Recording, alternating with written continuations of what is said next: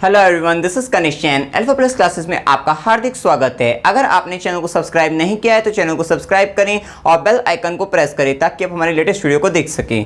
पर में 8.8 को स्टार्ट करते हैं। इसमें कहा है कोई चतुर्भुज समांतर चतुर्भुज होता है यदि उसकी सम्मुख भुजाओं का एक युग्म बराबर हो और समांतर हो। मतलब आपको ये दिया हुआ है कि अगर एक मतलब चतुर्भुज में इसमें सम्मुख भुजाओं का युग्म बराबर भी है और समांतर भी है तो हमें उस चतुर्भुज को समांतर चतुर्भुज सिद्ध करना है। तो हम एक चतुर्भुज को ड्रॉ कर लेते हैं। यहां देखिए ये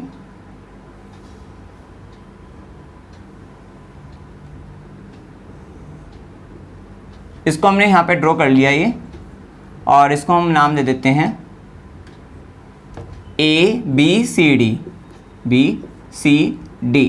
अब उसने कहा सम्मुख भुजाओं का एक युग्म बराबर है और समांतर है। मतलब हमने ले लिया AB बराबर है CD के और AB समांतर है CD के। तब हमें सिद्ध करना है कि चतुर्भुज समांतर चतुर्भुज है। तो हम लिख लेते हैं यहां पे दिया है चतुर्भुज ABCD जिसमें AB बराबर है CD के और AB समांतर है CD के। इतना ही दिया हुआ है। अब सिद्ध करना है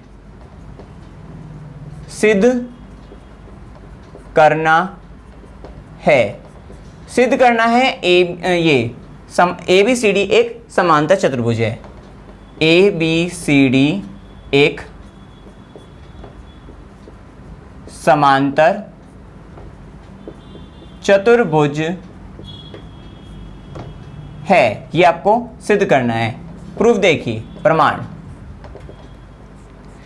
देखिए। इसमें हम क्या करते हैं, अब इसको समांतर चतुर्भुज सिद्ध करने के लिए भाई हमें पता है कि AB बराबर CD और AB समांतर CD तो है ही।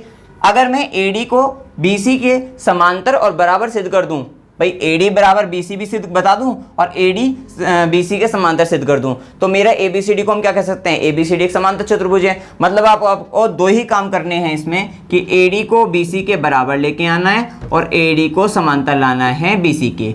अब इसको लाने के लिए हम क्या करेंगे, देखिए हमें जो है, हम सबसे पहले एक विकर्ण रचना कर लेंगे, एक विकर्ण AC खींच लेंगे। अब AC खींचने से होगा क्या कि AB CD के बराबर हो गई, साथ ही क्योंकि ये समांतर भी है इसलिए ये कोण जो होगा वो इस कोण के बराबर होगा। आप जानते हैं क्यों, क्योंकि समांतर भुजा दो समांतर भुजा एक तिर्यक रेखा ने काटा तो ये कोण इस कोण के बराबर, मतलब एकांतर कोण हो गए। साथ ही AC बराबर क्या होगा, AC के उभयनिष्ठ हो जाएगी। तो भुजा कोण भुजा से ये दोनों त्रिभुज को हम सर्वांगसम सिद्ध कर लेते हैं। सर्वांगसम होने से क्या होगा, हम इनके संगत भागों को बराबर कर लेंगे, जिसमें हम ये भाग इस भाग के बराबर कर लेंगे, AD बराबर BC। उसके बाद क्या होगा, उसके बाद समांतर सिद्ध करने के लिए, भाई AD को भी बराबर तो कर दिया लेकिन समांतर सिद्ध करने के लिए हमें दूसरा विकर्ण BD खींचना होगा। आइए देखते हैं। सबसे पहले हम इन दोनों त्रिभुजों को ले लेते हैं। त्रिभुज ABC, त्रिभुज A। सबसे पहले यहाँ पे रचना लिख लेते हैं। रचना में हमने विकर्ण AC खींचा, विकर्ण AC खींचा, बस इतना ही है। और फिर अपना प्रमाण जो प्रूफ में देखिए, हम यहाँ पे त्रिभुज ABC व त्रिभुज CDA में AB बराबर किसके, CD की, क्योंकि हमें SAS लगाना है तो AB बराबर CD के कह देते हैं। AB बराबर CD, कारण दिया हुआ है, दिया है। कौन कौन सा बराबर होगा, कौन BAC बराबर कौन DCA।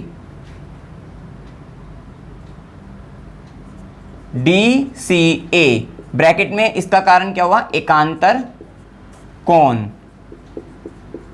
फिर उसके बाद क्या होगा, AC बराबर AC उभयनिष्ठ, AC बराबर AC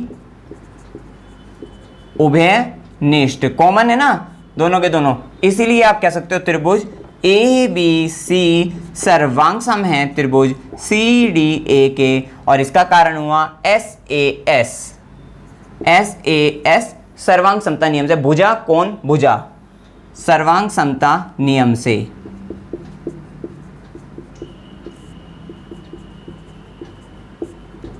अब हम इसके संगत भाग बराबर कर लेंगे, इसीलिए एडी के पहले कौन सा त्रिभुज कौन सा ले रखा है, एबीसी, तो एबीसी में कौन सी आती है, बीसी भुजा आती है, तो इसीलिए बीसी बराबर हो जाएगी एडी के और ब्रैकेट में सीपीसीटी से, सीपीसीटी मतलब corresponding part of the congruent triangle, ये आपके बराबर हो गए बीसी बराबर एडी।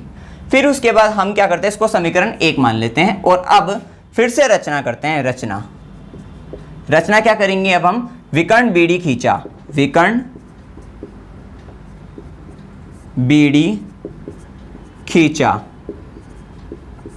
अब आप इसमें या तो भाई इसी में ही समझ लो या फिर इसमें हम क्या करते हैं, एक अलग मतलब यहाँ पे क्या करेंगे हम देखिए, इसको हम एक बार मिटो लेते हैं।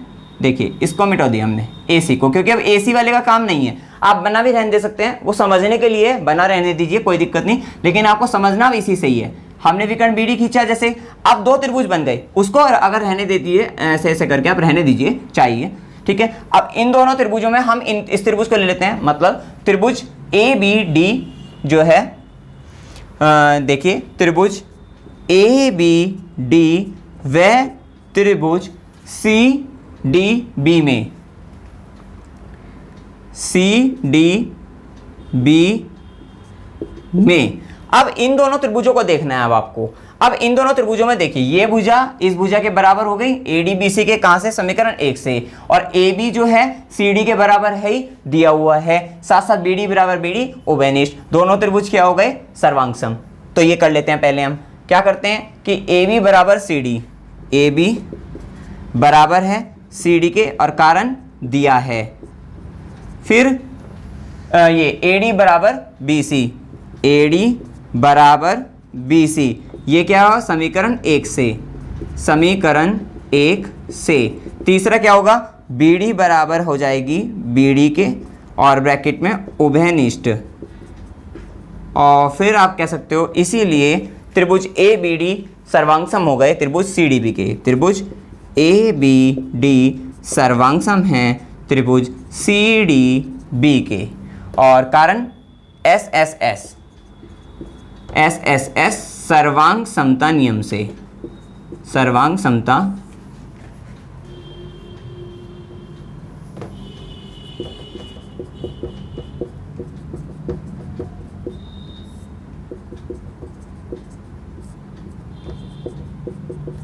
तो हमने इनको सर्वांग समता नियम से इसको क्या कर दिया, ये सर्वांग सम हो गए एस एस एस सर्वांग समता नियम से। अब हम इनके संगत भाग बराबर करेंगे। इन दोनों त्रिभुजों को देखिए, त्रिभुज ए बी डी और त्रिभुज सी डी बी में हम क्या करेंगे, हम यहाँ पर कर देते हैं इसका ये वाला कोण जो है इस वाले कोण के बराबर, मतलब त्रिभुज ए बी डी में तो ये वाला कोण, मतलब कोण जो है ए डी बी, इसीलिए कोण ए डी बी बराबर होगा कोण किसके, इस वाले त्रिभुज में कौन, सी बी डी के, कौन सी बी डी के, और ब्रैकेट में कर देंगे सी पी सी टी से, ये क्योंकि हमने संगत कोणों के संगत भाग बराबर कर दिए ना दोनों त्रिभुजों में, तो C P C T corresponding part of the congruent triangle, हमने ये दोनों भाग बराबर कर दीजिए, ये वाला भाग इस वाले भाग के बराबर कर दिया।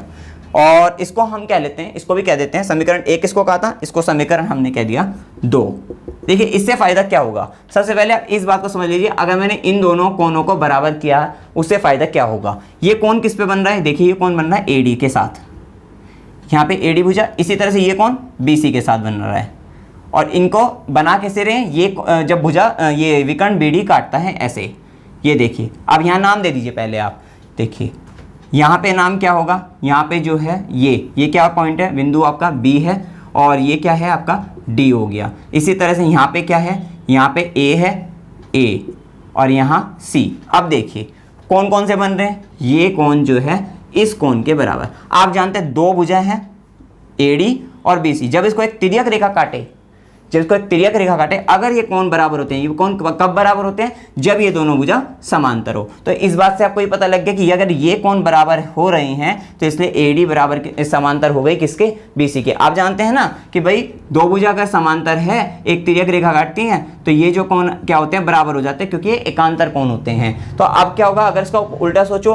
कि ये 2 भुजाएं तिर्यक रेखा काट रही है, अगर ये कोण बराबर होंगे, ये कब होंगे, जब ये दोनों भुजा समांतर होंगे। तो इससे हम कह सकते हैं कि कि अगर ये बराबर इसके है तो समीकरण 2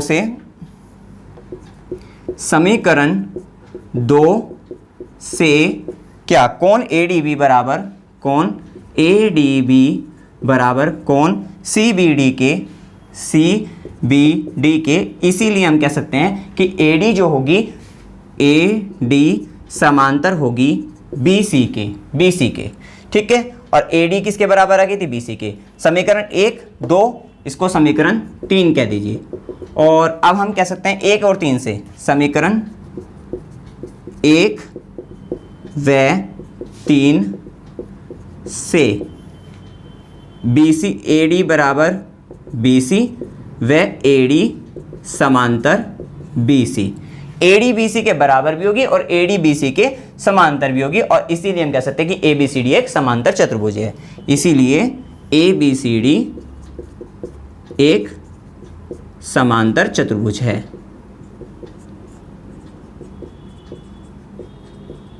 क्योंकि समांतर चतुर्भुज में जो सम्मुख भुजा होती हैं, सम्मुख भुजाओं का योग वो बराबर भी होता है और समांतर भी होता है। अब एक भुजा का युग्म बराबर और समांतर तो उन्होंने दिया था, और दूसरी भुजा का हमने बराबर और समांतर सिद्ध कर दिया, और इन्हीं दोनों बातों से हम कह सकते हैं कि ABCD क्या है? एक समांतर चतुर्भुज है। इसमें कोई भी डाउट हो आप कमेंट सेक्शन में पूछ सकते हैं। वीडियो अगर आपको अच्छा लगा वीडियो को लाइक कीजिए, शेयर कीजिए और मेरे चैनल को सब्सक्राइब कीजिए। Thank you very much.